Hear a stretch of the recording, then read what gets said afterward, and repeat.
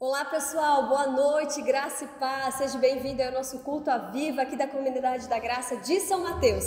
Estamos aí no mês de janeiro, espero que você tenha assistido aí as ministrações de dezembro, que as 7 igrejas do Apocalipse, né?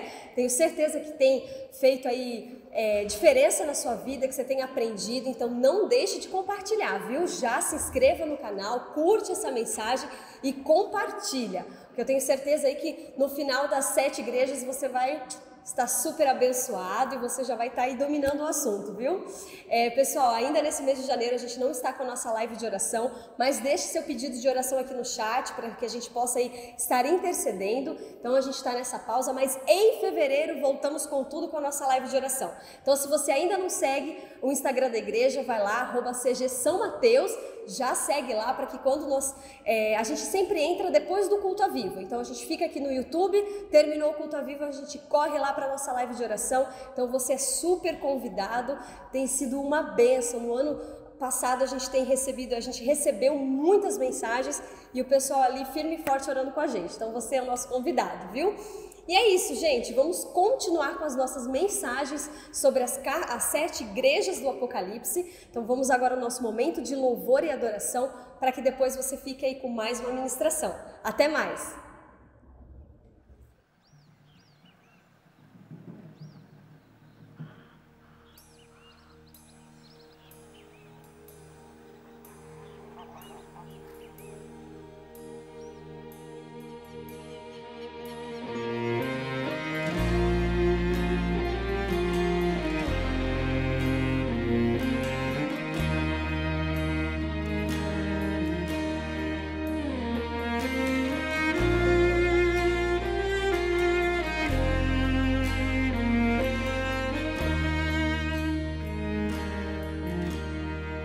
Só em Cristo posso confiar, é minha força, luz, canção, lugar seguro, nele achei, rocha que não se abala,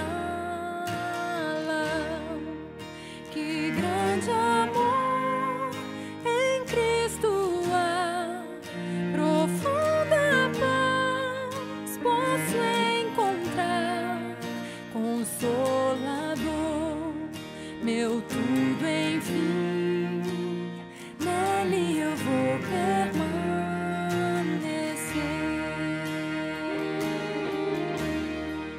Só Cristo homem se tornou, frágil bebê, mas pleno Deus, que dom de amor, justiça e paz, a salvação que a todos traz. Na cruz Jesus se padeceu, divino plano obedeceu, por meu pecado a dor sentiu, por sua morte eu vivo.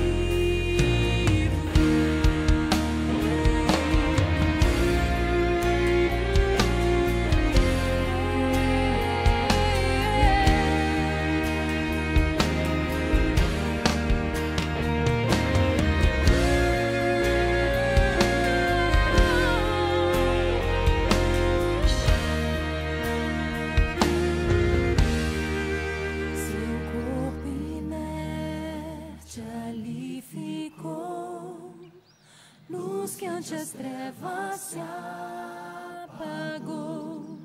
Glorioso dia então surgiu, vivo ele está, ressuscitou. Vitória eterna conquistou, do meu pecado livre estou, de Deus eu sou, e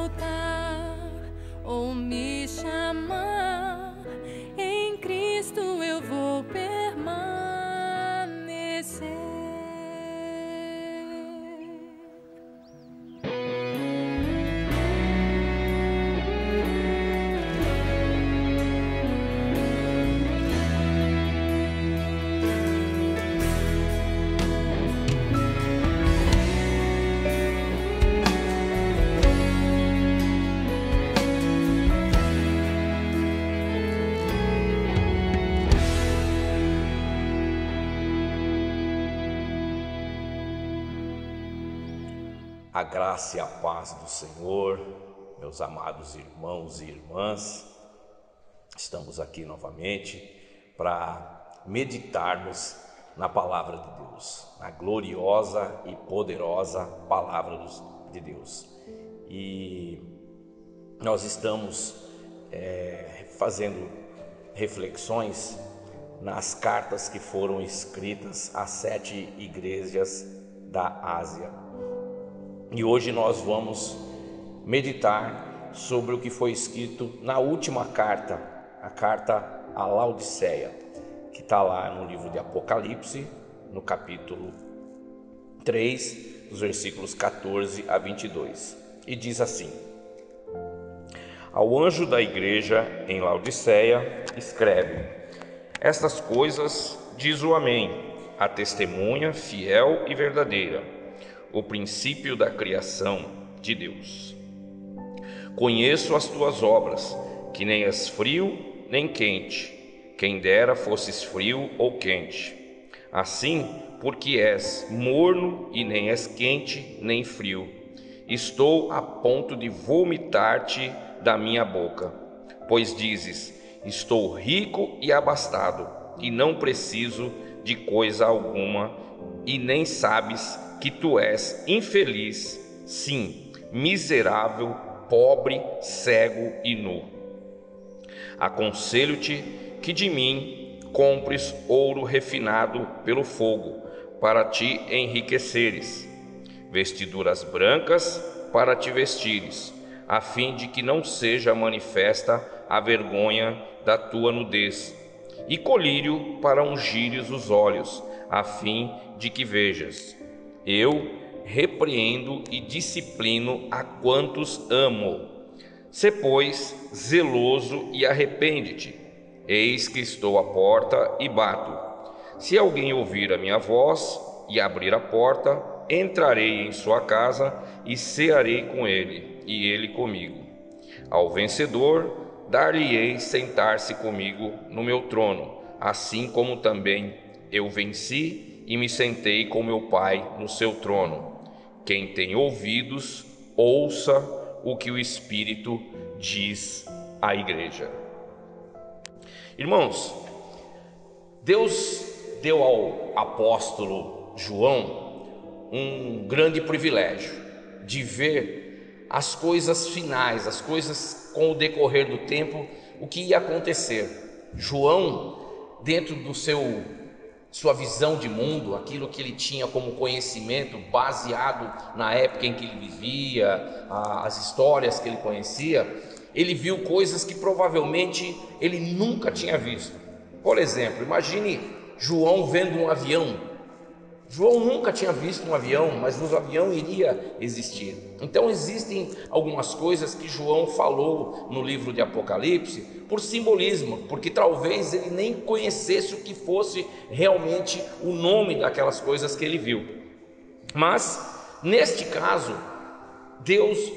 Jesus dá uma ordem para João, para que ele pudesse escrever as 7 igrejas da Ásia. E o apóstolo João, recebendo essa ordem, ele partiu para que ele pudesse entregar. E aí diz assim, ao anjo da igreja. Então todas as cartas começam assim: ao anjo da igreja. Mas qual anjo estamos falando? E aí, para a gente entender um pouco disso, a gente precisa voltar um pouquinho no tempo, na Bíblia, no próprio livro de Apocalipse, lá no versículo 1, no capítulo 1, dos versículos 11 a 13, diz o seguinte: o que vês, escreve em livro e manda às 7 igrejas: Éfeso, Esmirna, Pérgamo, Tiatira, Sardes, Filadélfia e Laodiceia. Voltei-me para ver quem falava comigo. E voltado, vi 7 candeeiros de ouro, e no meio dos candeeiros um semelhante a filho de homem, com vestes, talares e cingido, à altura do peito, com uma cinta de ouro. Aqui a gente entende que este é Jesus quem está falando com João. E no versículo 20, ainda do capítulo 1, ele diz o seguinte: quanto ao mistério das 7 estrelas que viste na minha mão direita e aos 7 candeeiros de ouro, as 7 estrelas são os anjos das 7 igrejas, e os 7 candeeiros são as 7 igrejas. No hebraico, a palavra ángelos, ela é referida realmente a seres espirituais, seres celestes. E nós podemos ver que Deus colocou na terra algumas pessoas que não são seres celestiais, mas são considerados anjos. E nós temos o entendimento, os teólogos têm o entendimento que quando está se dizendo de teólogo nesse capítulo, nessa passagem da Bíblia, ele está dizendo sobre realmente os pastores da igreja. Então, ao anjo da igreja diz. E aí João, ele cria um padrão para enviar essas cartas para 7 igrejas. E o padrão é assim: a carta é enviada ao anjo da igreja, em primeiro lugar. São 7 características, 7 tópicos que esse padrão de escritura de João tem nas 7 cartas. O primeiro deles é a carta enviada ao anjo da igreja. Nós falamos, quem é o anjo? O anjo é o pastor da igreja. Então, ao pastor de Laodiceia, ao pastor de Éfeso, ao pastor de Tiatira, enfim. A segunda característica do padrão de escritura de João fala sobre como João viu Jesus. Então, existe em cada uma delas, logo na sequência, descrições de quem era Jesus. No texto que nós lemos, ele diz assim, no texto que fala sobre a igreja de Laodiceia, ele diz assim: essas coisas diz o Amém, a testemunha fiel e verdadeira, o princípio da criação de Deus. Está falando de Jesus aqui. E João, ele envia essas cartas já direcionada primeiro falando assim, quem é que falou? Ele está dizendo, é Jesus. Mas se nós formos ler cada uma das 7 cartas, no início ele fala de características de Jesus. Aqui ele está fazendo isso. Em terceiro lugar, a terceira característica, ele faz um comentário sobre as boas práticas da igreja. Laodiceia é a única igreja que não existe nenhum comentário sobre boas práticas. E aqui eu queria parar um pouquinho, terceiro, guarda aí, nós vamos falar sobre 7 características, falar um pouquinho sobre essa característica. Você já imaginou alguém mencionar, falar de você e não lembrar de coisas boas que você fez? Já pensou nisso? Aqui, essa igreja de Laodiceia estava nesse nível quando Jesus fala, porque tem um padrão. Se você for ver nas outras igrejas, ele diz a igreja de Éfeso, conheço as tuas obras, conheço as tuas boas obras. Ou seja, ele está dizendo assim, eu conheço que vocês fazem coisas boas. Só que para Laodiceia não tem isso. Nesta carta nós não vemos Jesus elogiando algo de bom que Laodiceia estava fazendo. Então hoje, para que nós pudéssemos fazer uma reflexão no que está escrito nesta palavra, como seria sermos lembrados sem ser lembrado de coisas boas que nós fizemos? Seria muito triste, não é verdade? E olha, nós temos tudo para sermos lembrados como pessoas que foram os dispenseiros do Evangelho de Cristo, aqueles que durante o tempo que ficaram aqui na terra manifestaram a presença de Deus, manifestaram a glória de Deus. A palavra de Deus diz: que sejamos luz do mundo e sal da terra. Nós precisamos mostrar realmente o Cristo maravilhoso que está em nós através de ações, através de práticas que demonstrem verdadeiramente a essência de Cristo, os atributos de Cristo: amor, compaixão, benignidade, ou seja, os frutos do Espírito. E as pessoas vão lembrar da gente e dizer assim, não, aquele realmente era alguém que vivia direcionado por Deus e por causa disso fazia obras maravilhosas. As pessoas vão dizer assim, graças àquela pessoa aconteceu isso, graças àquela pessoa aconteceu aquilo. Não graças a nós para que nós pudéssemos nos inflar, encher o nosso ego, mas para que graças àquela pessoa que tinha uma vida íntima com Deus, que tinha uma vida que entendia quem era Deus, uma vida que manifestava o amor de Deus, nós seremos lembrados. Então, uma pequena reflexão nesse ponto aqui a respeito disso. Quão triste foi para provavelmente esta igreja ler esta carta e talvez sabendo que havia carta para outras igrejas, onde Deus lembrou das coisas boas que as outras igrejas fizeram. Tinha coisas ruins também que fizeram, Deus falava sobre isso, mas falava das coisas boas, e Laodiceia foi a única em que não foi falado nada de bom, não havia uma prática boa. Olha a coisa triste. Mas a gente vai falar mais disso mais para frente. Prosseguindo aqui, a quarta característica desse padrão de modelo de carta, né, desse modelo em que João enviou essas cartas, ele faz um comentário sobre as coisas más que Jesus observou.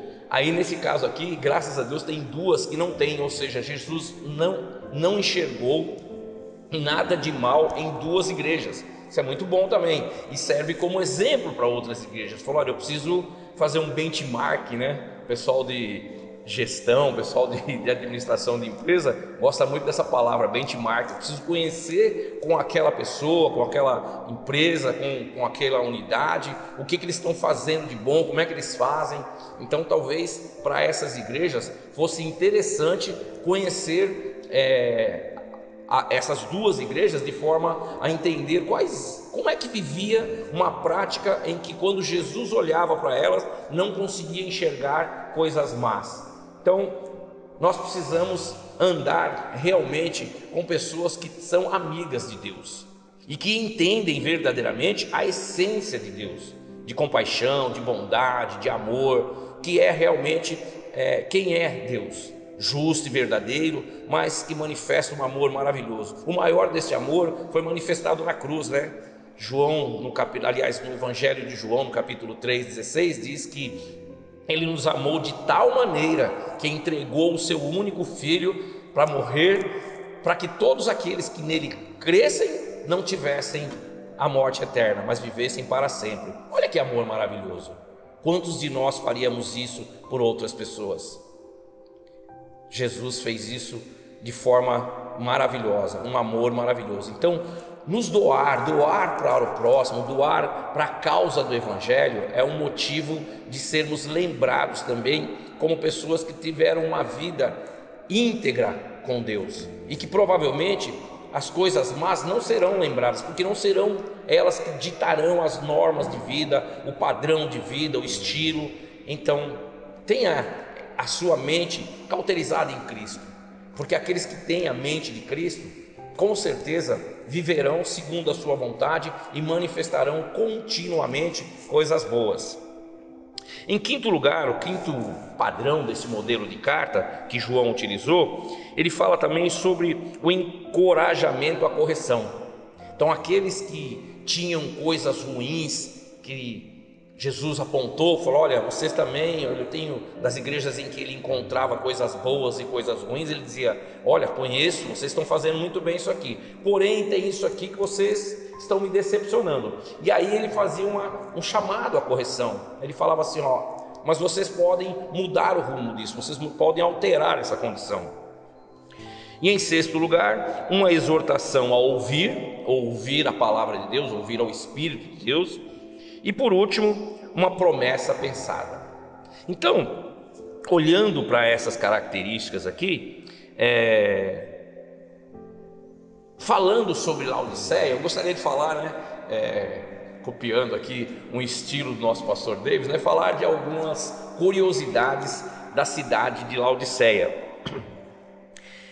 Laodiceia era uma cidade que ficava num entroncamento de cidades prósperas. Por exemplo, ela ficava numa rota comercial que tinha Colossos, Éfesos, e tinha, por causa dessa rota próspera, essa rota que movimentava toda a economia nessa época, eles tinham uma atividade na economia, que fazia com que eles fossem prósperos. Eles tinham a produção de lã negra.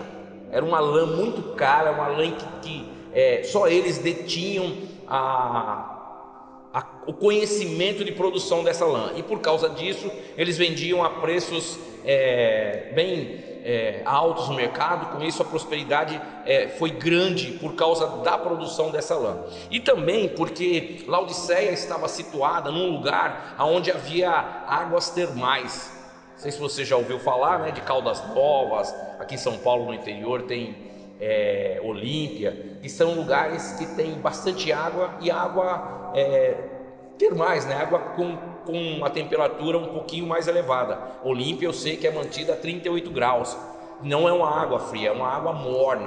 Por causa das características dessa água, uma das atividades da economia de Laodiceia era a produção de colírio, que era utilizava essa água, e esta água fazia com que aquele colírio fosse o melhor colírio da região. Então eles tinham um poder aquisitivo muito grande, tanto é que era uma cidade também, por causa da localização onde estava. Hoje seria na Turquia, né? Se a gente entendendo a localização, Laodiceia estaria localizado hoje onde fica a Turquia. Só tem escombros hoje, não existe mais a cidade. Mas nessa época, 17 anos depois de Cristo, ocorreu um terremoto, e esse terremoto fez uma destruição muito grande na cidade. Para reconstruir a cidade, o povo obteve ajuda de Roma. O governo romano ajudou com recurso financeiro a reconstruir a cidade.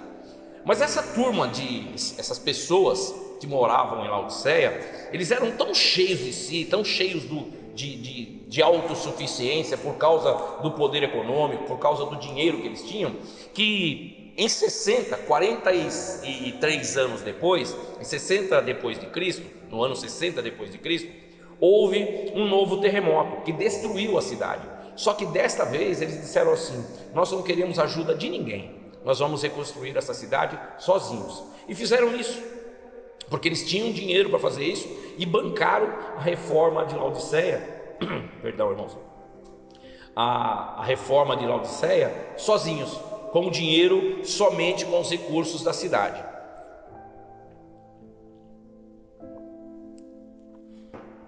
Então, baseado nessas características, nessas curiosidades, nós podemos entender que Laodiceia, ela se tornou uma igreja autossuficiente nas suas forças.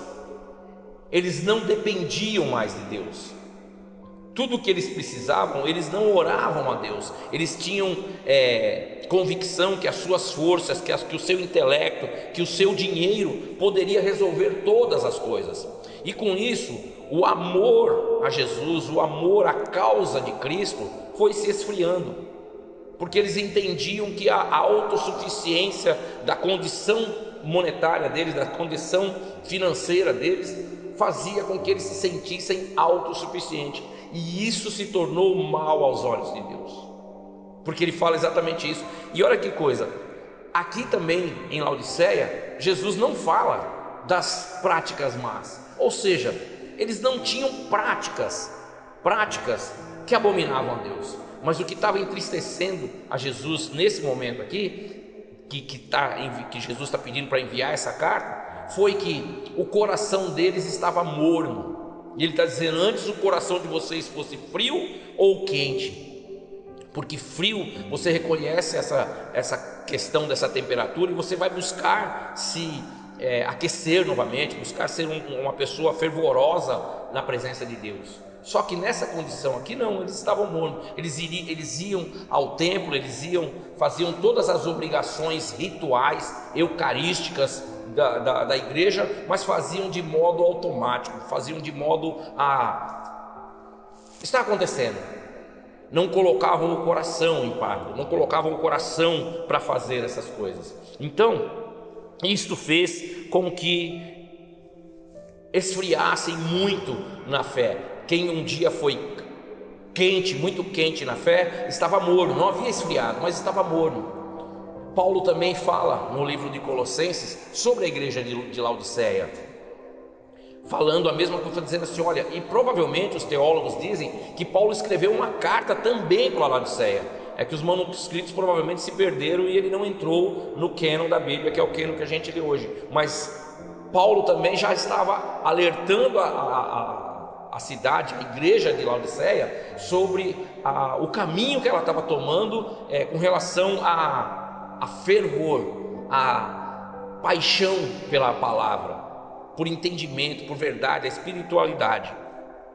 E aí vem a exortação, e impressionante que Jesus faz uma exortação dizendo a eles para que eles pudessem se melhorar naquilo que eles mais se achavam autossuficientes. Então ele estava falando assim: comprem ouro de mim, comprem o meu ouro.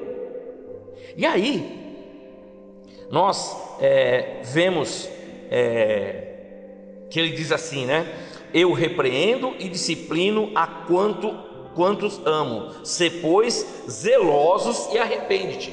Ou seja, o zelo pelo Senhor, o zelo pelas coisas de Deus. E aí ele fala: procura ouro, né? Me traga ouro para que eu possa, aliás, procurem comprar ouro de mim, porque eu tenho ouro refinado. Compra esse ouro de mim. E o ouro que ele está falando é realmente da sua palavra, da sua presença. Refinada é a palavra de Deus como ouro. Que nós possamos entender isso, que buscar o conhecimento muitas vezes não é só o conhecimento acadêmico, o conhecimento intelectual, que é bom também, não estou dizendo que não devemos fazer isso, mas essas coisas não podem se sobrepor à vontade de Deus e à palavra de Deus. Essa sim deve estar no mais alto grau de entendimento e de necessidade que nós temos. O ouro refinado, a palavra de Deus. E ele fala assim: troca as vestes. Lembra que nós falamos que eles produziam roupas, a lã negra, que era utilizado na produção de roupas em toda a Ásia, eles exportavam isso. Então Jesus está falando assim: olha, vocês que fazem tão bem isso, procurem andar com vestes limpas, procurem andar longe do pecado, procurem andar em santificação. Então aqui ele está dizendo assim: não façam isso, não façam do jeito que vocês estão fazendo, procurem andar em santificação, santificados.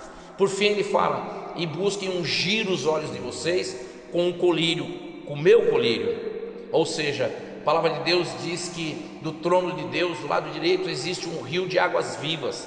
Eu entendo que essas águas vivas são Jesus novamente, está sentado à direita de Deus, e é dessas águas que ele está falando. Nós precisamos nos aprofundar. Ezequiel 47 fala sobre essas águas, nós precisamos nos aprofundar. E aí, entendendo tudo isso que nós vimos aqui a respeito do que Jesus falou à igreja de Laodiceia, o que nós podemos tirar de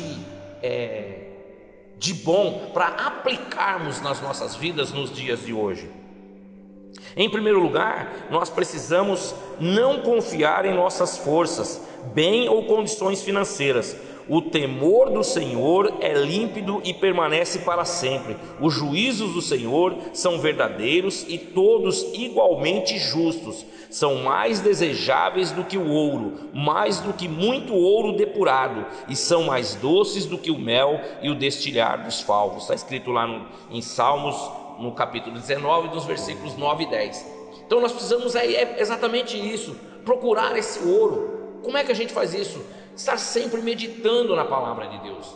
Existem tantas formas de ler a Bíblia, de você criar um padrão, um plano de leitura para que você conheça a Bíblia e que você saiba o que está escrito, não pelo que te dizem, mas porque você conhece, porque você tem intimidade com Deus, porque o Espírito Santo de Deus há de te revelar coisas preciosas através da sua palavra. Não através do que você ouviu falar por este ou por aquele, mas pelo próprio Deus, que é quem nos garante que a sua palavra é fiel e verdadeira, e ele vela por ela. Está escrito lá no livro de Jeremias, no capítulo 1, no versículo 12: eu, o Senhor, velo pela minha palavra. Ou seja, dia após dia ele garante que a sua palavra é fiel e é eficaz. Então, que a gente possa confiar mais em Deus, nas suas promessas, e isso seja a aplicação do nosso dia.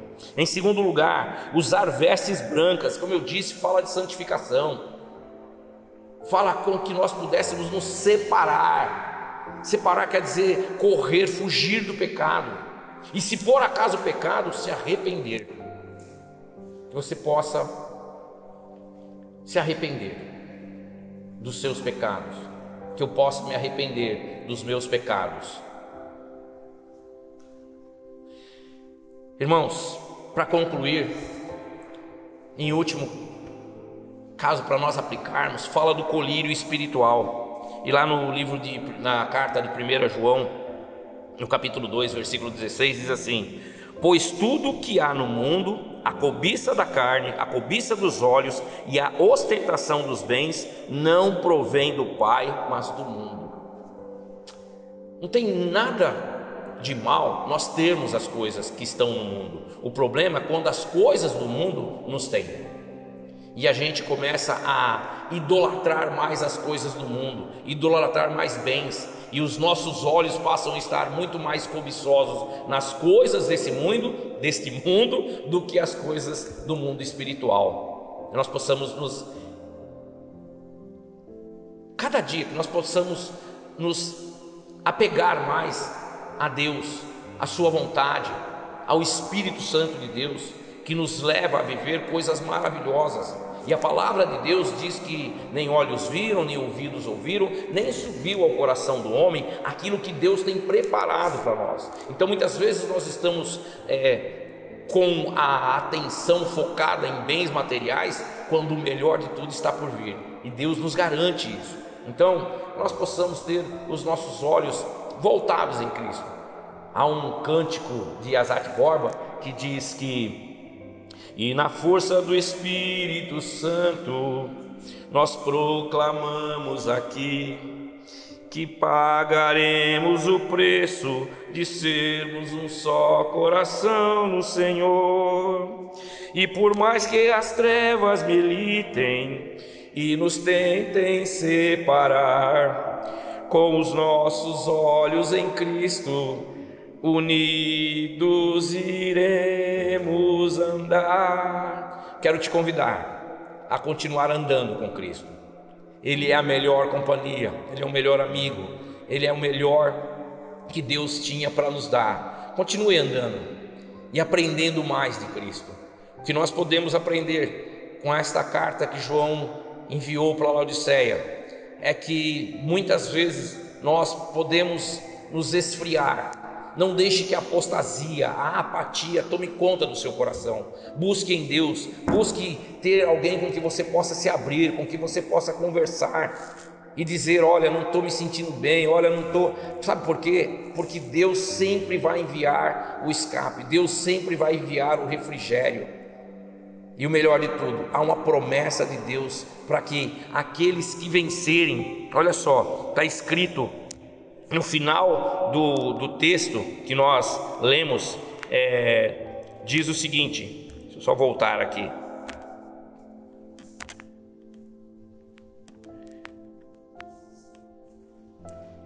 No versículo 21, ao vencedor dar-lhe-ei sentar-se comigo no meu trono, ainda assim como também eu venci e me sentei com meu Pai no meu trono. Que você possa vencer as dificuldades, que você possa vencer as coisas deste mundo que tentam te afastar de Deus, que as astutas ciladas do inimigo caiam por terra e que você possa vencer em Cristo, para que um dia na glória nós possamos desfrutar de tudo aquilo que já está preparado para nós, como diz o Senhor e como nos prometeu.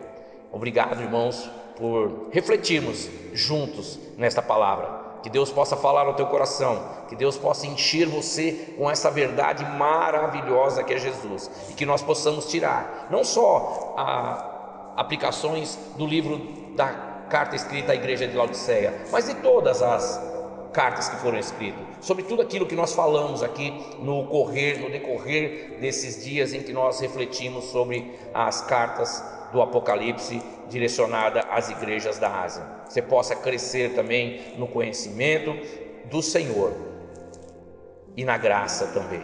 Que Deus te abençoe, te possa conduzir de vitória em vitória, em nome de Jesus. Um abração, um beijo no teu coração. Fiquem com Deus, meus irmãos e irmãs. Teu amor que não falha tomou o meu lugar, levou a minha cruz, teu sangue me salvou, minha dívida pagou.